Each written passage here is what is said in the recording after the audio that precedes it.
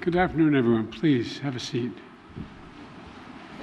Mr. President, 6 decades ago, when Kenya declared its independence, President Lyndon Baines Johnson wrote a letter from our nation to yours, and he said, "May the responsibilities of freedom wake the best that is in you." Today, we mark 60 years of partnership between our democracies, and we're fulfilling that wish together, and we're continuing. I truly believe it has brought out the best in both of us, not only in Kenya and America, but around the world. It's had a positive impact. But through our partnership, we're continuing to meet our responsibilities in 4 key areas. First, I'm proud to announce we're working with Congress to designate Kenya a major non-NATO ally. That's a fulfillment of years of collaboration. Our joint counterterrorism operations have degraded ISIS and al-Shabaab across East Africa. Our mutual support for Ukraine has rallied the world to stand behind the UN Charter. And our work together on Haiti is helping pave the way to reduce instability and insecurity. And I want to thank you, Mr. President, and Kenya's leadership for multinational security support mission in Haiti. Our new global partnership is going to build on all this progress. We're going to meet new challenges and with more resources. And it's going to strengthen the security of our countries and our countries around the world. Second, we're deepening our economic cooperation. Both President Ruto and I have focused on growing economies, and growing them from the bottom up, the middle out, the bottom up, and when that happens, everybody does well, not the top down. Because when the middle class does well, the poor have a ladder up, and the wealthy still do very well. That's true in Kenya, that's true in America, and that's true around the world. Right now, many countries, debt stands in the way of growth. Too many nations are forced to make a choice between development and debt, between investing in their people and paying back their creditors. So today we're launching what we're calling the Nairobi, Washington Vision. This initiative is going to bring together international financial institutions and nations from all around the world to mobilize more resources for countries saddled with debt, to open more opportunities to the private sector financing, and to promote transparent, sustainable, and affordable lending practices. These are big goals. It's going to take time to see lasting progress, but we're providing $250 million, the United States is, to the World Bank in a crisis response window. In the coming weeks, the United States is going to make an additional $21 billion available to the International Monetary Fund. And today, I'm proud to announce there will be $250 billion in new lending capacity for multilateral development banks like the World Bank to help low-income nations invest in their development and tackle growing challenges. This is supported by the United States and many other countries as well. Next, we're launching a new era of technological cooperation between the United States and Kenya. That means new partnerships with industry, artificial intelligence, semiconductors, and cybersecurity companies. New initiatives to expand affordable internet all across East Africa. New education programs are going to bring Kenyan students to the United States to study in the STEM fields. And I'm proud to announce that I'm working with Congress to make Kenya the first country in Africa to receive funding through the CHIPS and Science Act, which has served us well. This funding will link their supply chains to the United States and to our partners, and spur innovation that extends from Silicon Valley in California to Silicon Savannah in Kenya, which, by the way, is already a $1 billion tech hub, Finally, we're ensuring democracy delivers for our people. That includes Kenya's diaspora community here in the United States. 2 years ago, our nation's first black vice president, President Kamala Harris, launched the nation's first Presidential Advisory Council on African Diaspora Engagement. Today, we're building on her work to strengthen long-standing bonds between our people. I also want to thank you, Mr. President, for taking action to implement the long-awaited Public Benefits Organization Act, which provides historic protections for civil society and NGOs all across Kenya. Like you, I believe the future is going to be won by countries that unleash the full potential of their populations, including civil society, women, and young people.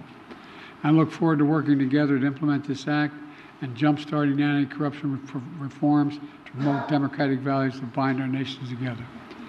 Now, let me close with this.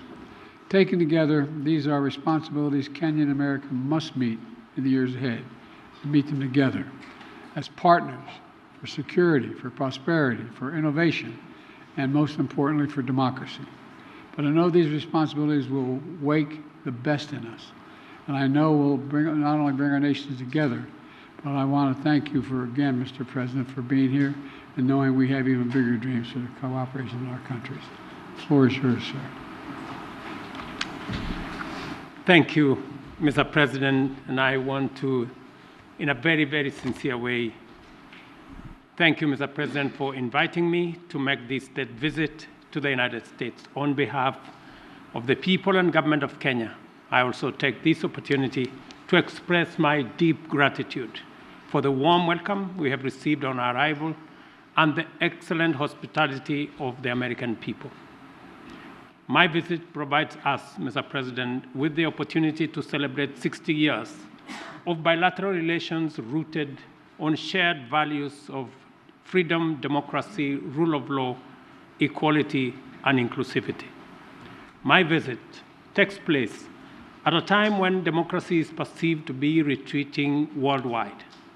The accelerating drift towards regimes indifferent to democratic values is a deep concern to us, and I believe it is time the U.S., working with Kenya, deploys its capabilities and rally like-minded democratic countries to set up the course for democracy.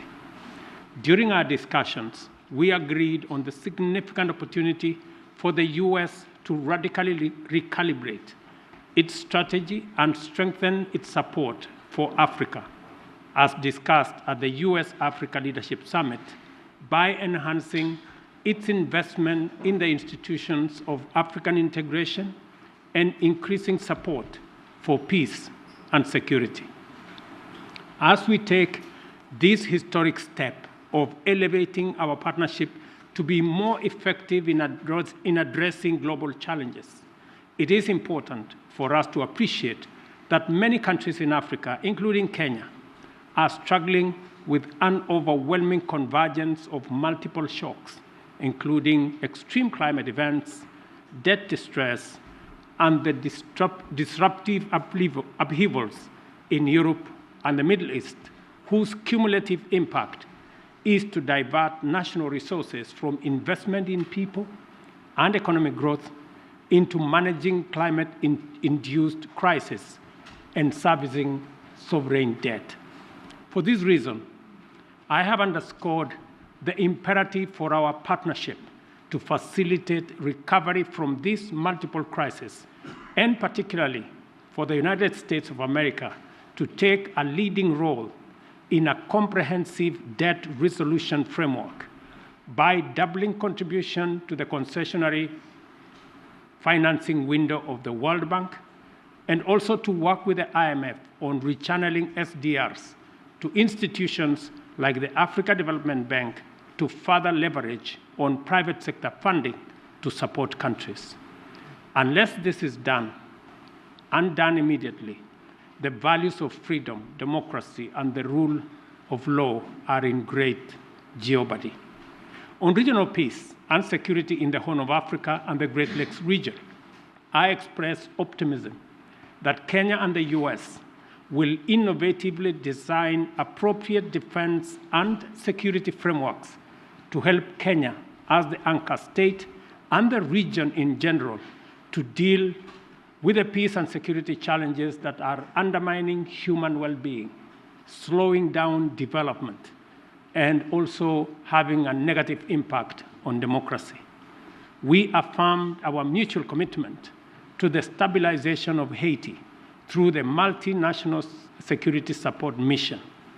The Kenya-UN Climate and Clean Energy Industrial Partnership we have just committed to is an encouraging milestone on our collective journey and builds on the paradigm shift we have inaugurated at the Africa Climate Summit in Nairobi last year. Accordingly, Africa's resource potential is a huge opportunity to deploy U.S. technology and investment to catalyze unprecedented growth through green industrialization. We've also agreed to hasten the renewal of the Africa Growth and Opportunities Act to sustain the rising momentum of our investments and exports in the manufacturing space. Similarly, we agreed to undertake sustainable green growth by facilitating conclusion of our strategic trade and investment partnership alongside the renewal of AGOA. During our discussions, I witnessed firsthand President Biden's and the US government's determination to make our partnership work and resolve to spread and deepen the roots of freedom, democracy, security, and prosperity throughout the world. As my visit comes to a close, I am confident that our engagements have laid a solid foundation for us to continue the good work we have begun with stronger faith and greater hope for success, because in Joe Biden, Kenya and Africa have a strong and committed friend.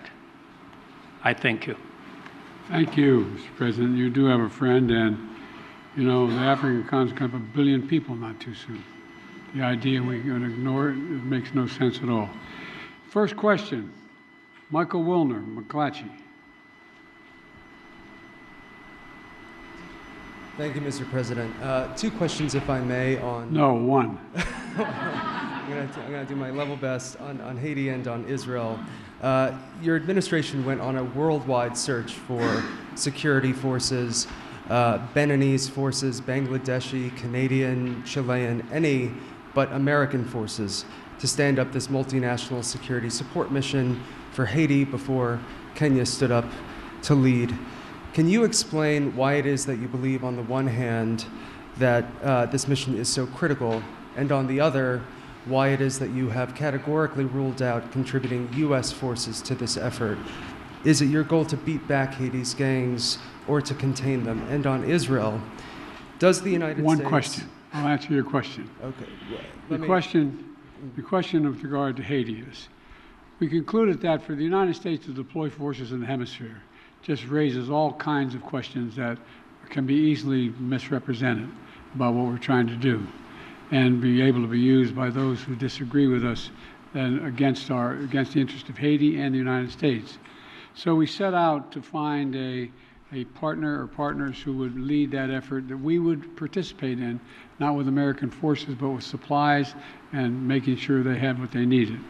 And so, you know, I'm very grateful to President Ruto's leadership here, multinational effort, but Kenya's willingness to really lead this matters. You're not the only country, but you're leading this effort. And there's going to be U.S. forces, none on the ground, but we're going to supply logistics, intelligence, and equipment. Matter of fact, some equipment has already arrived. And Kenya is stepping up with police, and other countries plan to do as well. The United States is going to support the collective effort here. And of course, Kenya won't be going it alone. We're working with Congress to provide $300 million to MSS mission and an additional $60 million for equipment assistance. And we've received and are continuing to bring major contributions from other partners in as well. President Ruto and I agree that Haitian people deserve better. They deserve peace and security, and I thank him for taking on this responsibility, but we have his back and we're there all the way.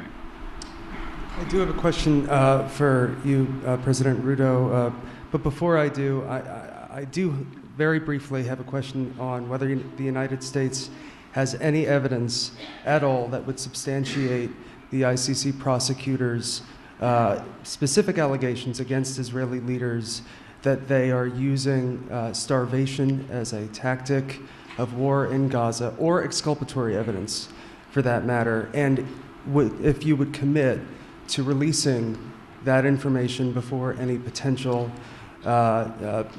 issuance of ICC arrest warrants. And President Ruto, the mission that Kenya is about to lead in Haiti is obviously a support mission that is well known, but the fact is that Haiti's national police have been internationally funded and trained for some time and nevertheless have obviously failed to beat back these gangs.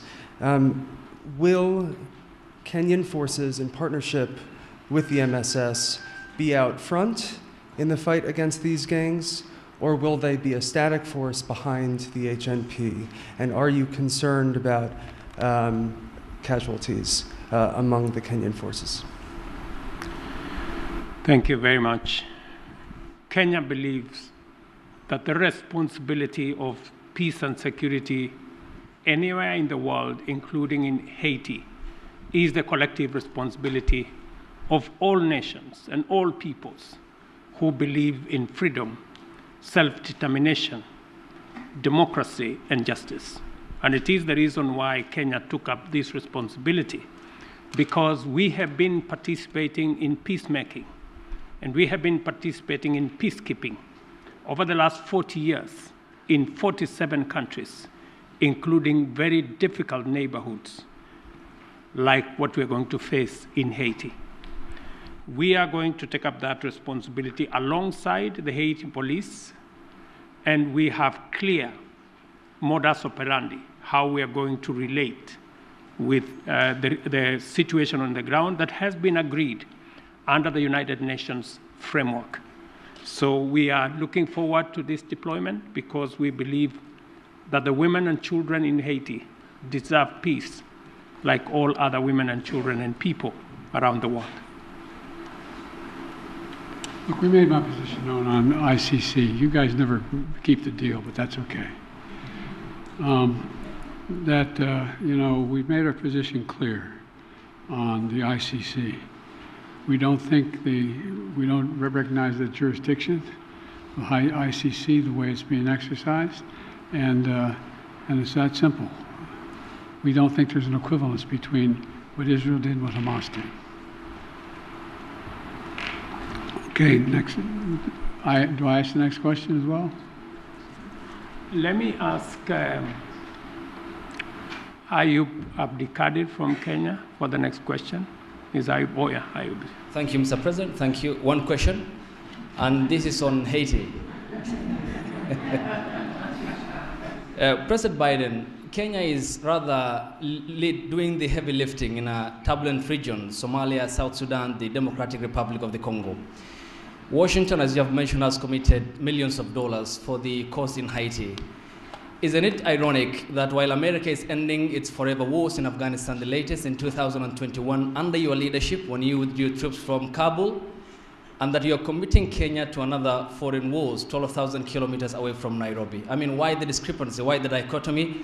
While you are ending your forever wars, overseas wars, yet you are committing Kenya to Haiti. Can you explain that? Very easily. There's a reason why Afghanistan has been known as the graveyard of empires. The likelihood of anybody uniting Afghanistan is highly, highly, highly unlikely, number one. Number two, there are ways to control ISIS other than occupying Afghanistan. It was an unnecessary need. Now, with regard to Haiti, Haiti is in an area of the Caribbean that is very volatile. There's a lot going on in this hemisphere, and we're in a situation where we want to do all we can without us looking like America once again is stepping over and deciding this is what must be done. Haitians are looking for help, as well as the folks in the Caribbean are looking for help. And so we checked out with a number of other countries. The one who stepped up was Haiti. We committed to provide the wherewithal, the intelligence and equipment and the like to Haiti. And so it's a logical thing. And you have a first-rate capability, and you keep your word. That's an important dynamic. I agree with President Biden that Kenya's participation in Haiti is not so much about what happened in the past. It's about what we believe in, the peace and security of humanity. And we don't find that the U.S. is committing Kenya because the U.S. cannot commit Kenya. I am the president of Kenya. It's me to make that decision. And it's the people of Kenya to commit their own troops using their own structures. We've gone through the processes in Kenya. Parliament has approved. We have a clear mandate. We have a clear framework.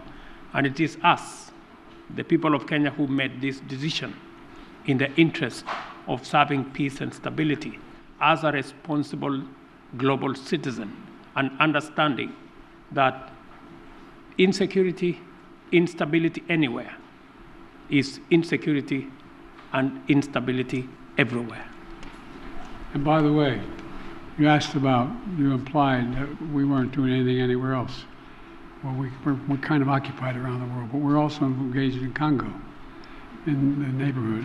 And, we're going to continue to help alleviate human suffering there. The United States is the largest humanitarian donor, providing $375 million in humanitarian funding just this year, including support for more than 6 million displaced people from the DRC. So we are engaged in more than one place. Follow up to my president, Dr. Ruto. You said that Kenya is committed, and in your Carter speech in Atlanta, you said it's based on humanitarianism, helping Haiti out. But can you explain the geopolitical goal, 12,000 kilometers away from Nairobi, when schools in the counties of Baringo, West Pokot, and Turkana have not yet opened because of the banditry problem, yet you are committing our national police force to Haiti, and where is the priority? This being one of your major manifesto pillars, talking about security, and to the extent that even the Defense Cabinet Secretary talked about the deployment of, if need be, the Kenyan military or the special personnel to make sure that schools are open, children go to school in areas that are bandit prone in Kenya. Why are you committing to Haiti when we have a problem back home? Is it an irony that you are putting the fire in the faraway neighbor's home when where on our own home is on fire? Thank you very much. I made a commitment to the people of Kenya to sort out insecurity in the North Rift. I have followed that with action. As we talk, there are 3,000 military officers in the North Rift, 2,000 police officers in the North Rift. We have renovated the first 15 schools and completed. We have reopened 20 schools already that were closed in the North Rift, and that exercise is ongoing. We have made tremendous progress in making sure that we create security at home, but that does not take away our responsibility. Even as we were deploying troops and policemen in our own country, in North Rift, to sort out the banditry problem, we still deployed 1,000 troops to DRC Congo, because that is our neighborhood. We have 5,000 troops in Somalia, because equally that is our responsibility. And Haiti should not be an exception. That's why deploying 1,000 security men to Haiti speaks to the same belief and commitment to peace and security. Next question from April Ryan. Mr. President, President Biden, President Ruto, thank you. First of all, when you talk about Haiti, President Ruto, you said Haiti is a collective responsibility for all nations. And for you, Mr. President, President Biden, President Ruto, do you believe that these nations can break the back of this militia that has gripped the nation there? And also, when it comes to Congo, thank you, Mr. President, for bringing up what the United States is doing for the Congo, especially as that flag was behind you at Morehouse. Mr. President, could you tell me what the African Union is doing, as well as Kenya is doing, when it comes to the humanitarian crisis in the Congo?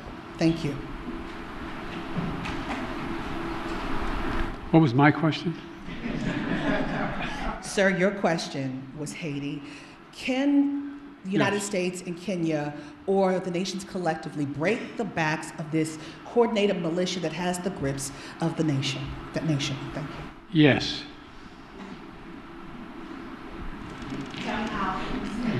The very way we're doing it. We're not talking about a 1,000-person army that's made up of trained persons. This is a crisis. It's able to be dealt with. And we think we can deal with this way with a multinational approach. with Haiti leading the way and us providing the intelligence as well as equipment. Gangs and criminals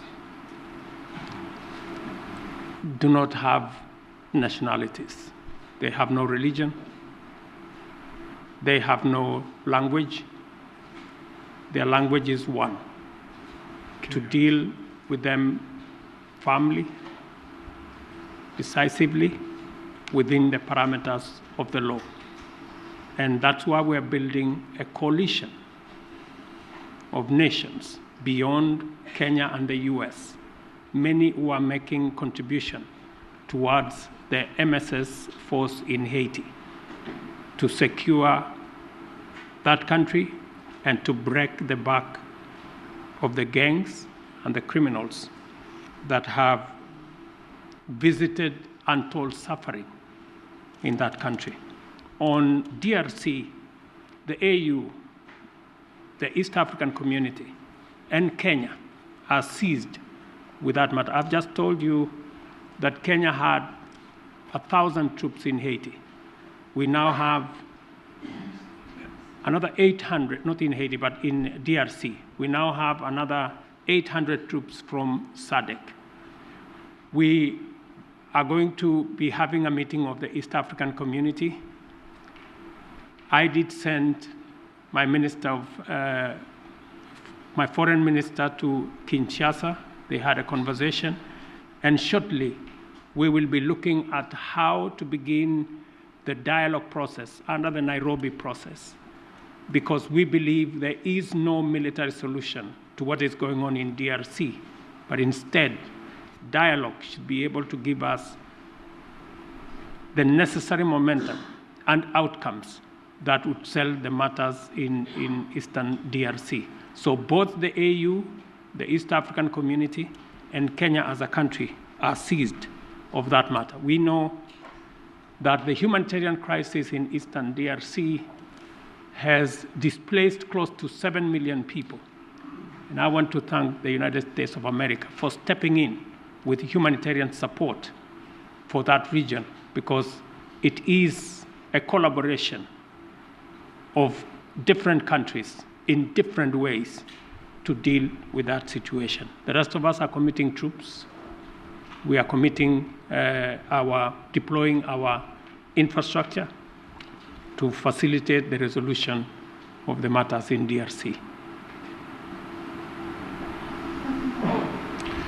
Is that it? Let me ask Nancy Agutu from Kenya. She's here? Okay, Nancy. Mr. President, Africa is asking America to lead the way and double its contribution to the World Bank's international development assistance to help developing countries access more financing, to alleviate debt distress, and to tackle climate change. What is your commitment on this? Thank you. I'm sorry, I didn't catch all your question. Sorry, I'm saying Africa is asking America to lead the way and double its contribution to the World Bank's international development assistance to help developing countries Yes. to access financing to alleviate debt distress and to tackle climate change. What is your commitment on this? We made a major commitment to this. Number one, as I said, the United States has long championed international financial institutions that provide low-cost concessional resources to the poorest developing countries, including from the IMF. To that end, my administration helped design and establish the IMF's new initiative that provides low-cost funding for countries that are taking steps to enhance their resilience. Important partners in Africa have the capital they need to ensure they have the capital they need to invest in their futures. We heard them and we stand with them. Now, that's why we've worked with Congress to enable the United States to make available in the coming weeks up to $21 billion in new lending resources to the IMF trust fund that provides concessional lending to the poorest countries. It's a little like, having to go when you're in debt, having to go and find someone to help you out. That's what this is about. We believe supporting friends, and in this partnership is we're happy to do our part. And look, we've also doubled our commitment to the IDA. And I'm proud the United States is the biggest donor to the IDA in this cycle, and proud to be working alongside with Kenya to support robust financing and policy packages that are going to help the most vulnerable countries address their investment needs. There's debt and there's growth, and you got to deal with the debt before you deal with the growth. And so we're trying to use international lending organizations to be able to provide that capability so people can grow. That's what it's about. Will you allow Ukraine to strike? Whoa.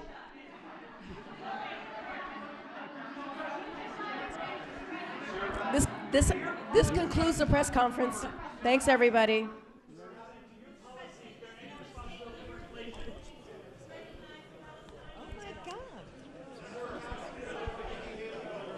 Thanks, you, everybody. This concludes the press conference.